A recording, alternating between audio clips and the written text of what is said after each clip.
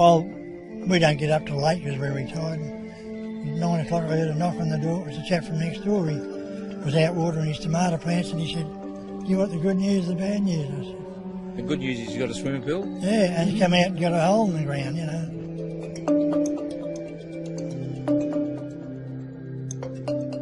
Oh my goodness. It's hard to explain, you know. A hole in the backyard. And as we've been out here watching it all morning with our neighbours, it's got bigger and bigger and bigger. And I think, when's it going to stop? What it is old workings, old mine workings. We've identified the fact that there's a shaft put in here many, many years ago, and we've been in contact with the mines department. They're sending a team up here.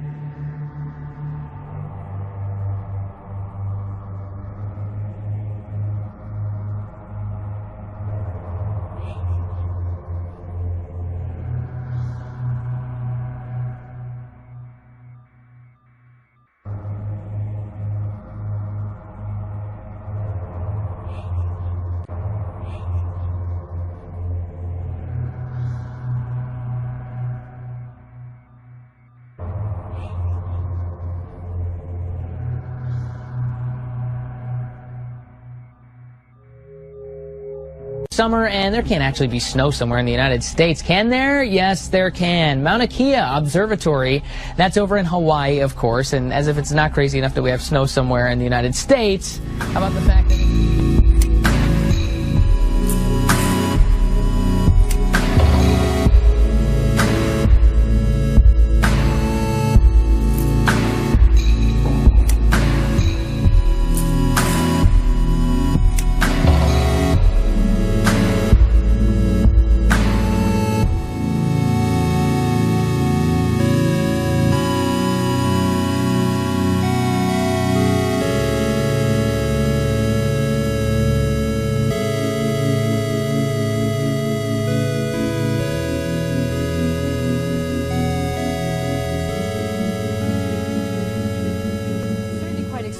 Becky, because the weather woes never seem to end in this country for weeks, even months. People in this country have been really just praying for one thing, and that is for the monsoons to arrive, because after 2 years of drought, their farmland has been desecrated. There's been this heat wave that's been sweeping across the country, killing hundreds of people. And now it's the monsoons that are killing people. As you mentioned, 90 people killed just in a matter of 24 hours, mainly in this one state of Bihar. Most of the people who died were farmers, because this is a time as the monsoons arrive when farmers are out planting.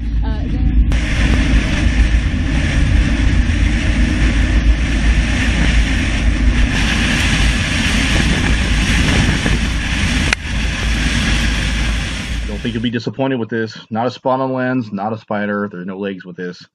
And they're on 4 cameras at the same time. And now we could see that it stayed in there for 1 hour and then it bounces back. Again, it is in a orbit around Nibiru that looks appear to be coming and going. So it's going above and below the horizon as this thing is coming at us and away from us as it approaches us and then retreats as it goes around Nemesis. Next, I'm going to show you, please pay attention to the time here. This is the second at the same time. No, this is over Italy, and now we've got Switzerland at the same time. We've got the same object. And let me do the time lapse on this one.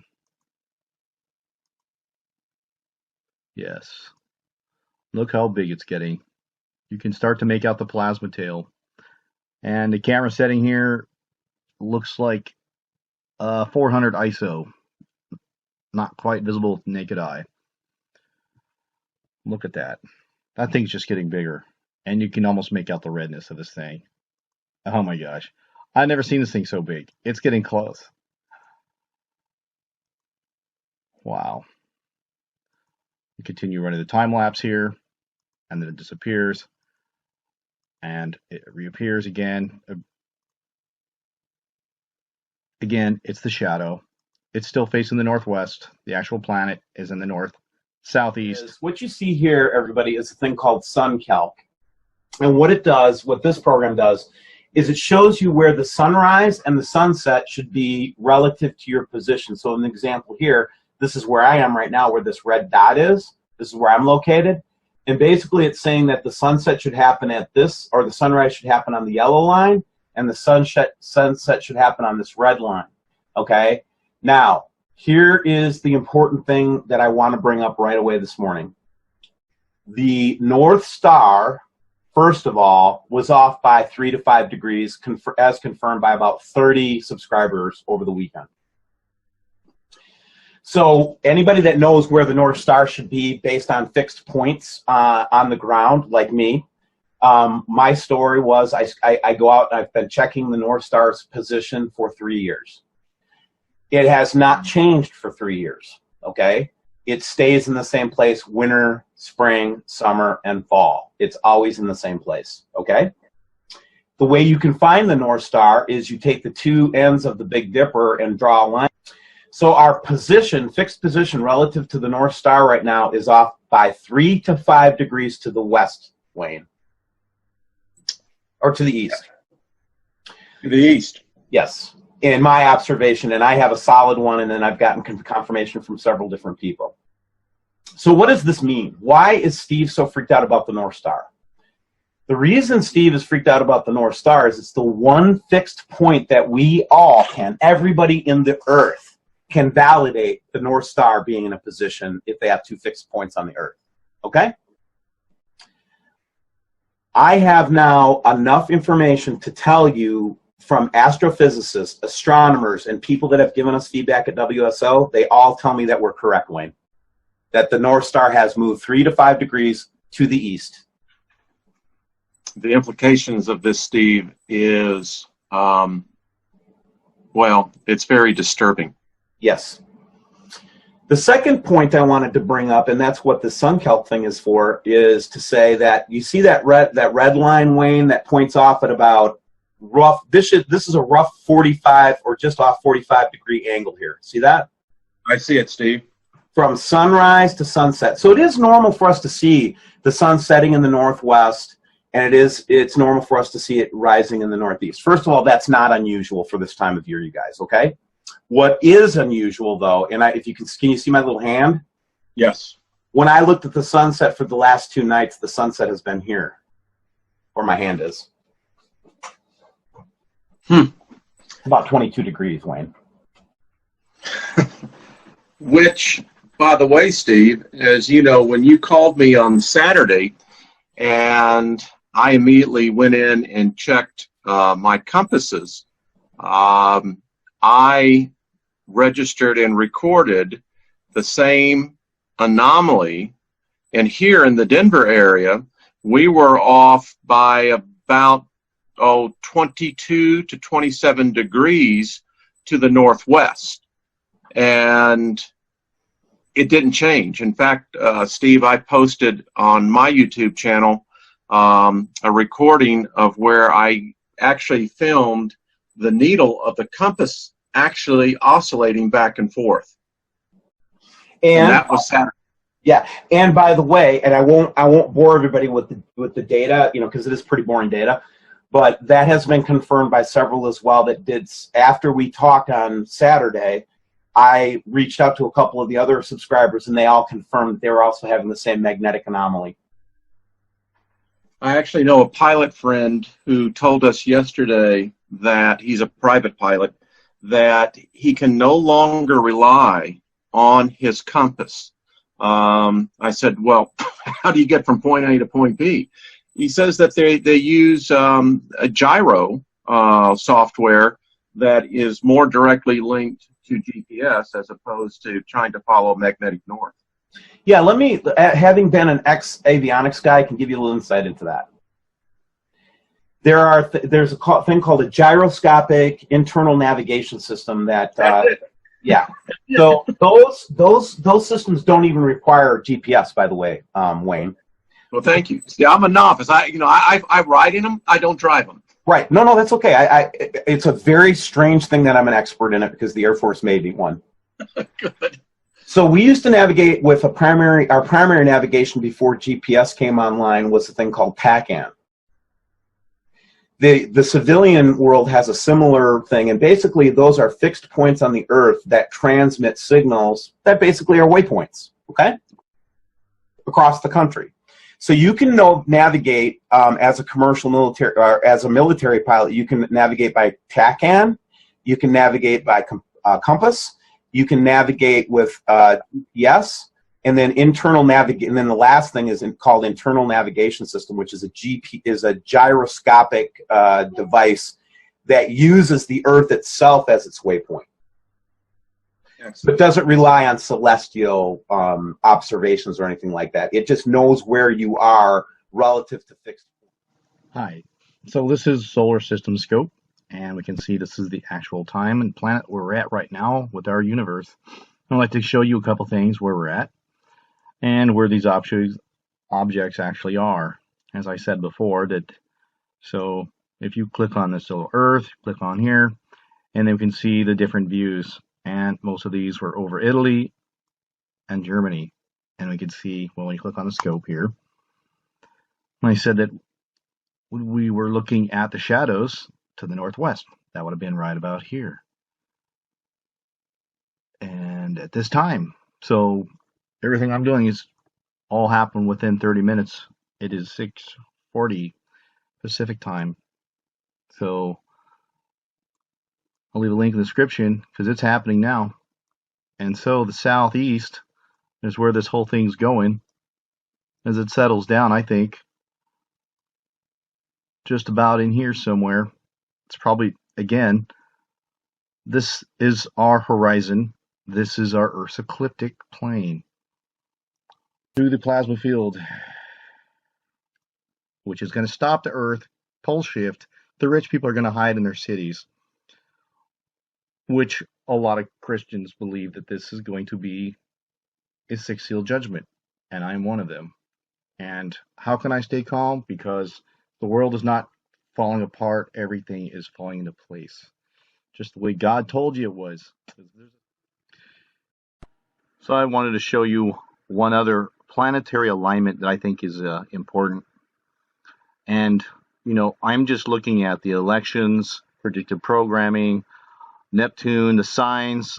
I look at Bible prophecies where I get these alignments, and one alignment that I find very interesting is the Sun, Moon, Earth, Neptune in the Aquarius on August 31st. I've heard this date before, this alignment with Neptune, because it's a water planet, like in the days of Noah. I think they had an ancient flood when the water planet is in alignment with Aquarius. This is like a time clock. People were confirmed dead and 13 others remain missing after heavy rain caused flash floods and landslides in East China's Jiangxi province, South China's Hunan, Guizhou, Guangdong provinces, and Guangxi Autonomous Region. According to the local government, as of 6 p.m. on Wednesday, floods had left 3 people dead in Jiangxi. So far, 21,000 people in the province have been relocated, and another 10,000 people are in dire need of assistance. In Hunan, continuous rain resulted in swollen rivers, landslides, and mud rock flows. The provincial flood control and drought relief headquarters said on Wednesday that 3 people died in Hengshan County. Meanwhile, 4 others were reported missing. About 530 houses collapsed and nearly 12,000 people were evacuated. In Guangxi, one person was killed when a house collapsed in torrential rain. 2 were swept away by floods, while another was buried by a landslide. The rain and ensuing disasters also destroyed over 700 houses, ruined more than 20,000 hectares of crops, and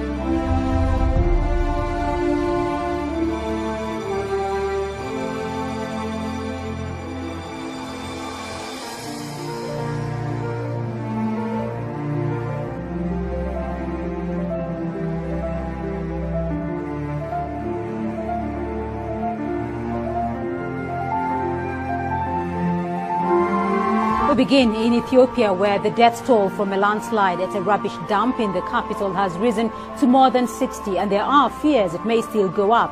Rescue officials are still searching for dozens of bodies trapped under the kosher landfill. CGTN's Girum Chala has this update from Addis Ababa. Dozens of makeshift homes are buried under the mountain of garbage behind me.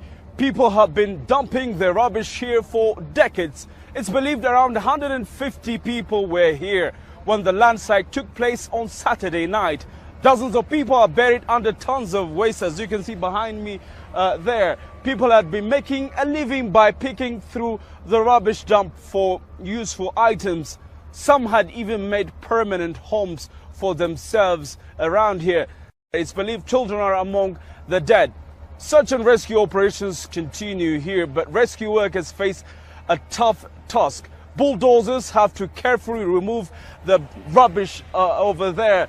The heavy machinery could cause further slides as well. For now, they operate in the hope of finding survivors. Tornado is touching down in southwest Florida. This happened overnight, and this was the scene in Punta Gorda, where an EF1 tornado touched down on Aspen Road East. The storm going through one family's yard, destroying their barn, sending chunks of metal flying, even cutting their horses loose. A lot of memories of this barn. Had it ever since I was 13. Now it's gone. Went out with him, and the other horses were loose, running around, and it's very dark. Well, the storm also flipping the family's truck over on its head. All the family's animals are expected to be okay, though one duck was lost. The family says they're working to clean up the mess and rebuild.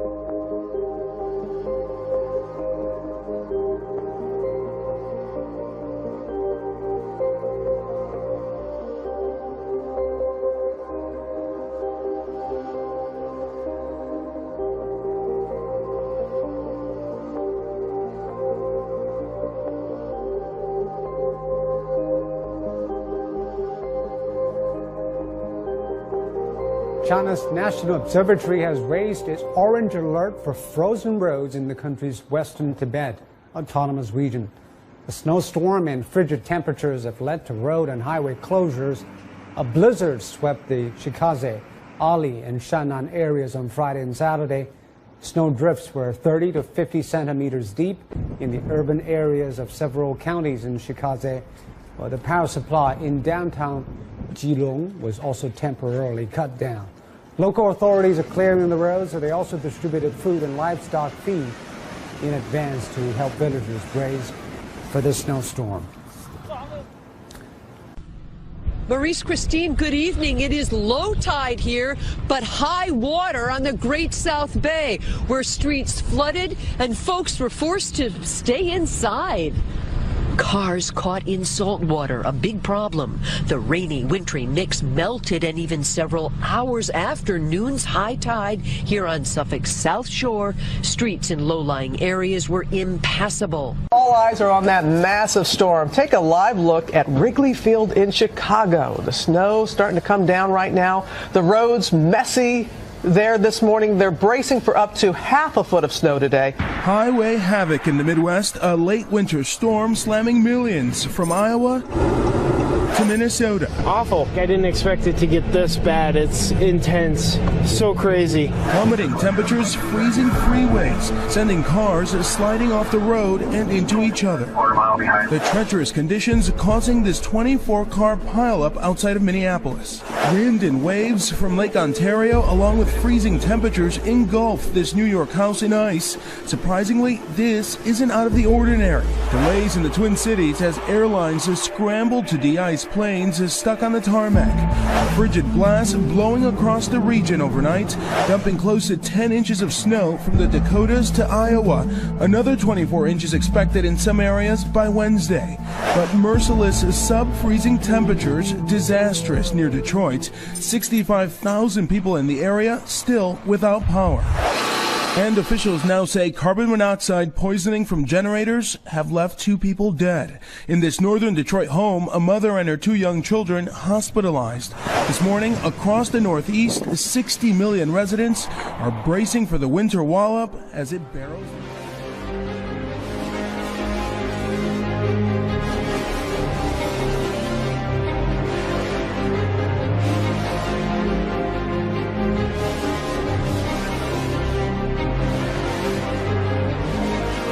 Now to Peru and those tragic mudslides, the death toll rising there following intense rains that have left thousands homeless, but some heroic rescues giving many hope. Here's ABC's Marcy Gonzalez. In the fast-moving, muddy water and piles of dangerous debris, a woman almost washed away. As she tries to free herself, her hair seemingly gets stuck before she finally pulls herself to safety. One of many lives narrowly spared from Peru's raging flooding and mudslides that officials say have killed more than 70 people so far this year and left more than 70,000 people homeless. Tonight, as intense downpours overwhelm towns and send rivers pouring over their banks, desperate rescues are underway. Near the normally dry capital city of Lima, dozens of people crowd onto rooftops above washed-out streets. Zip lines being used to bring families and pets over fast-rising water. Others are forming human chains to get to dry ground. Tonight, half of the country is declared a state of emergency. Officials say this is the worst flooding in Peru in nearly 2 decades, with much more rain still expected.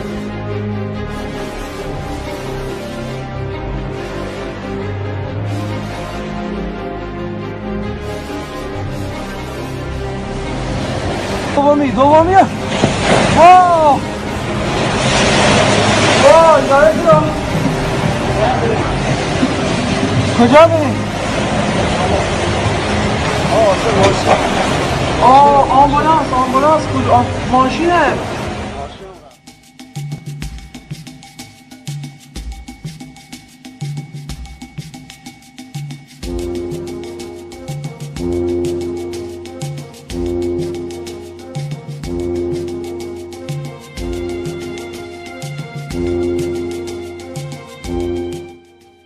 Started taking everything up. My trash cans were flying everywhere. My tent was flying everywhere. I was kind of hanging on it, like almost like a monkey in a sense, trying to hold everything down.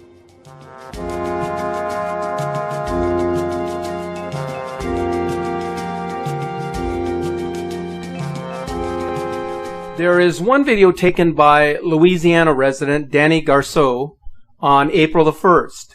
The video has garnered a great deal of attention. I would say that this is one of the most convincing captures of the star system that I have analyzed over the years. The brown dwarf in a very rare appearance as it orbits our sun in retrograde fashion.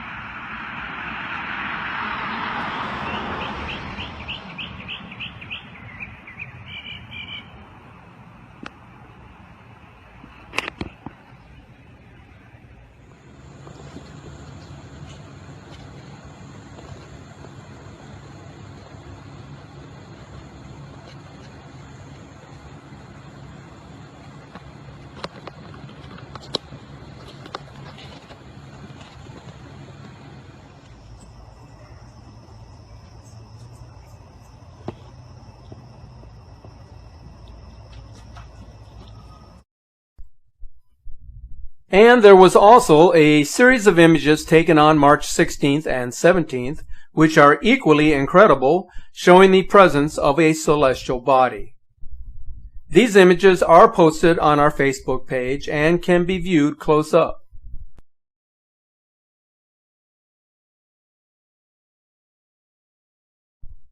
And be sure to follow our page for daily updates on the Planet X Nibiru system.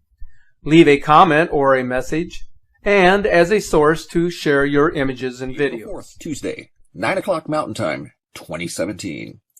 What we're looking at is the Gulf of Mexico rainbow loop is what they call this. And you can still see a persistent disturbance down here in the Florida Panhandle. It's slowly moved across Louisiana, southern Mississippi, Alabama, and it's been hitting Florida and Georgia the past couple of days. And it was so intense in Georgia yesterday that they've gone ahead and declared ahead of tomorrow's storms, because it's predicted to cause a lot of damage and destruction in southwestern Georgia tomorrow, that they've declared a state of emergency right here in Albany, or actually south of Albany, in Dougherty County. A full-blown state of emergency in Dougherty County ahead of the severe weather, and it hasn't even happened yet. And it's because the weather that they got yesterday was so bad, so strong, so intense, that they're not taking any chances. Here's what the local news had to say about it right here. And you can see the maps of what they're predicting for tomorrow. They are in a moderate to high tornado path right through here, and Albany's right in the middle of it. Check it out. Here's what they've got to say. State of emergency has been declared for Dougherty County ahead of tomorrow's storm. The National Weather Service shows Dougherty County could possibly see strong, long-track tornadoes with destructive wind gusts as high as 70 miles per hour. Now, these weather events could happen throughout the day tomorrow. And we want to tell you more on the details on what exactly a disaster declaration means. Number one, the county emergency operations plans will be activated. Number two, the emergency operations ordinances that Dougherty County commissioners adopted will be operative. It's getting just off the charts. Everywhere you look around the globe, there's some sort of wild weather going on. If it's not giant hail, it's strong winds, straight line winds, dust storms, tornadoes, floods, landslides, mudslides. It just goes on and on and on, and it doesn't stop. It only seems to intensify. So there's already a state of emergency in place in Dougherty County, which is south of Albany, Georgia, right here, for tomorrow, and the storms haven't even hit yet, but they're brewing. And they know it. And based off of what it did yesterday, they're not taking any chances. Another sign that this is in play. Record snow, blizzards. Newfoundland, eastern Canada, getting over 120 centimeters of snow. And for those of you in the U.S., 2.5 centimeters equals 1 inch. A couple images for you here. Snow up to the rooftops of homes. Now in Canada, when it's reported in the news as an unbelievable amount of snow, and this is in Gander, which also had record snows 2 years ago. Seems to be a trend in that area. Here's the actual depth of some of the snow on top of the cars. And all of you hearing about the melting sea ice. Oh, it's going to melt in and we'll use all the Northwest Passage, and it's definitely disappearing, the sea ice, or so you've been told. Atlantic Ferry, stuck in sea ice off Cape Breton. This off the IceAgeNow.info newsfeed. Nova Scotia Ferry, stuck. They're not really sure when they can get it out. They're sending an icebreaker right now to try to escort it out of this slush pack ice. Image here for you of the escort ship trying to break it free right now and cut a channel through there. Cape Breton here on the map for you, far eastern Maritimes. Bit north of Halifax, Nova Scotia. Satellite image for you here. If truly all the sea ice was melting, you think further south latitudes would be the first place that it would disappear, not in the Arctic Circle, which they keep claiming. How can there be so much sea ice this far south if all the ice is disappearing in the north? How can there still be ice further south? This is just simple, commonsensical stuff.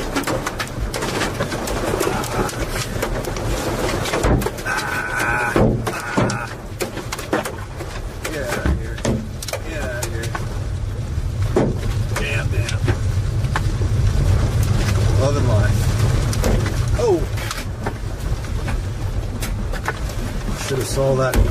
Oh! Where are my safety glasses? Yeah. Man, those came out of nowhere. That sucker that got me. Big Daddy.